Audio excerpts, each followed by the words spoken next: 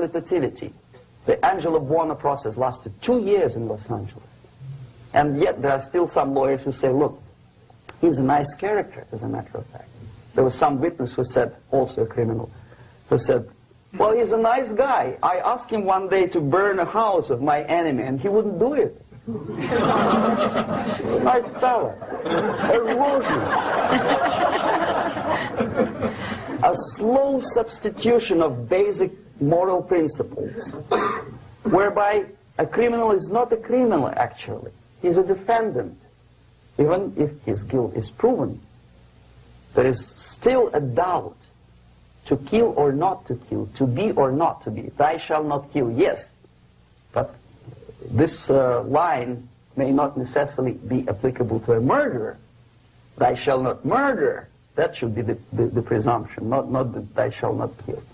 Okay, labor relations. At this stage, within 15 to 20 years, we destroy the traditionally established links of bargaining between employer and employee. The classical Marxist-Leninist theory of natural exchange of goods. A person A has 5 sacks of grain and person B has 5 pairs of shoes.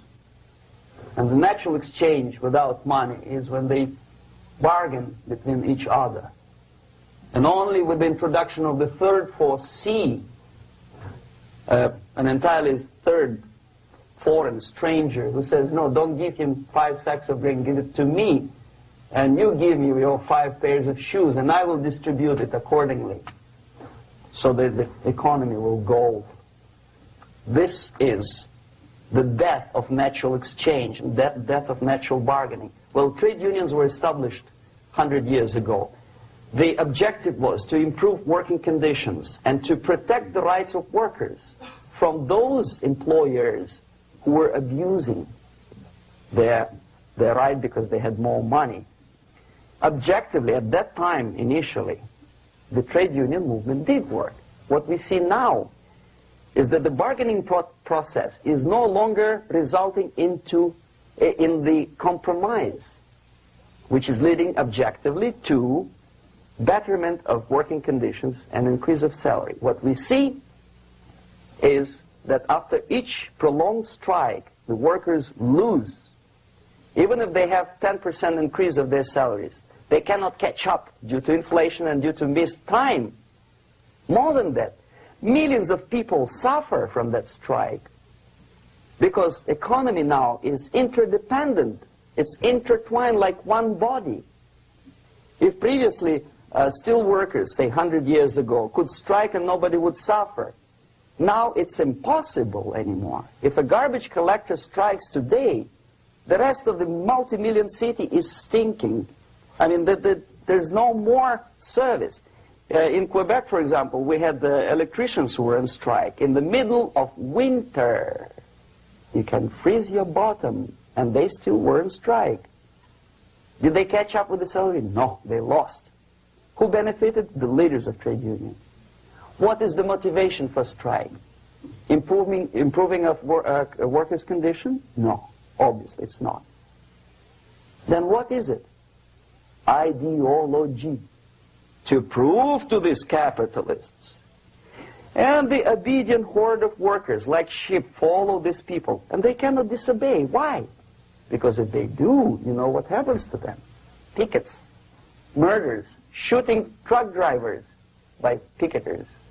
In Montreal, for example, I saw with my own eyes when I was correspondent of CBC, International, Canadian Broadcasting Corporation, when the workers of aircraft factory destroyed computers and the equipment in the factory. And the administration employed strike breakers. Their cars were turned upside down and burned. Their houses were burned. Their kids were intimidated. And some victims were there. Of that you can be sure. Why? To improve conditions of workers? No. Ideology. Okay, so this is what happens basically. It may or may not happen without the help of the Soviet Union. But the natural tendencies are being greatly taken advantage of and capitalized by the Soviet propaganda systems. How? Whenever trade union strikes, we have influx of propaganda, mass media, ideological dissemination. The workers' right, and we repeat it like parrots. Yes, workers' right. Whose rights? Workers? No. The only freedom of worker to sell his labor according to his own desire and will is taken away from him. By whom? By trade union boss. Unlimited power is given. Responsibility. I want to sell my labor not for $2.50 an hour, but for $2. I don't have right. My freedom is denied to me. I know that if I sell my work for $2 an hour, not for $3 an hour, I will compete better with the other guy who is lazy and more greedy. I don't need $3. I need only $2. No, I was made to believe by media, by business, by advertising agencies that I need more and more and more. Have you ever heard any advertising on TV to consume less? No. No way. Whether you need a six-cylinder car or not, you have to buy it. And hurry up. When I was driving here on the local radio station, an excited announcer said, "You hurry up, rush and save, save, save. There is a pantyhose sale." Save by buying more. See? Of course. It would be too naive to expect that KGB makes that advertising agency to do such a crazy commercial. No, of course not.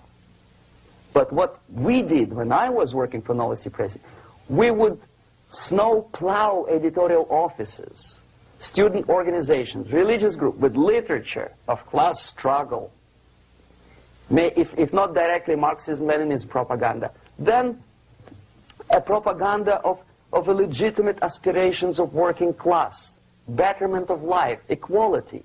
Equality, mind you. President Kennedy once said, we will make America to believe that people are born equal. Are people born equal?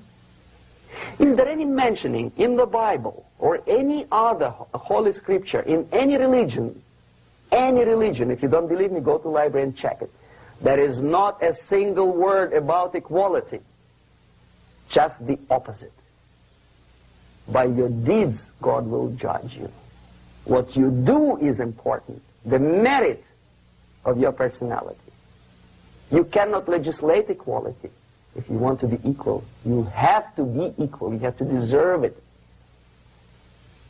And yet we build our society on the principle of equality. We say people are equal. We know it is false. It's a lie.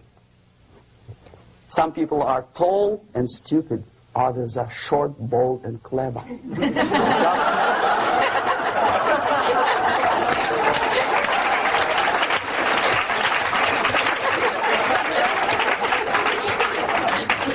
If we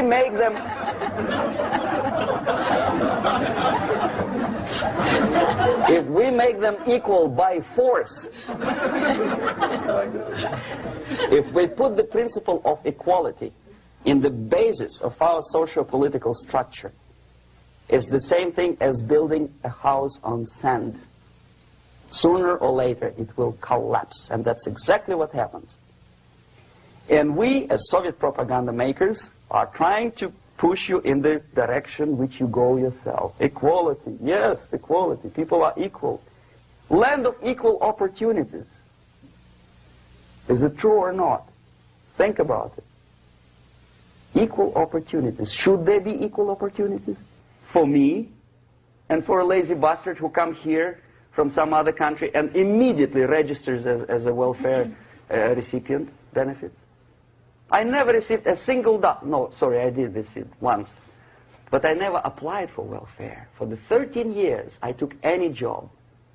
Security guard, journalist, taxi driver, anything.